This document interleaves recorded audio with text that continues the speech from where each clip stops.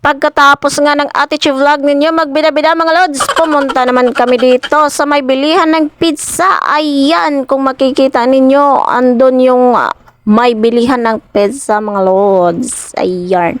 Yan, pili daw kayo, sabi ni Bobing, yung partner namin sa pagbablog.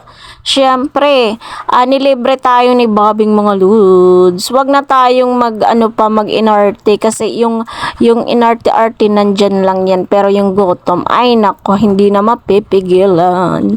Salit, sabi ni Bobing, ano ang inyong pipiliin? Sabi namin ni Maika. Si Maika sabi, ikaw lang kung ano yung gusto mo. Yung sa akin, syempre, pinili ko yung gusto ko. Alam nga naman, mag-order ako ng hindi ko gusto ba unya barato lang pero hindi ko naman gusto. Nako, wag na lang, dapat yung piliin mo yung gusto mo, di ba?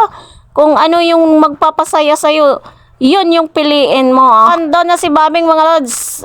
Babing, anong ginagawa mo dyan? Siguro marami kang pira kaya ganyan, no? Naglibre-libre ka. Bumili pala siya mga lods ng syempre pantulak to mga lods. Ayan, sumakay na kami ng motor. Papunta kami sa Babatngon, Leyte. Pero hindi kami natuloy doon mga lods kasi nga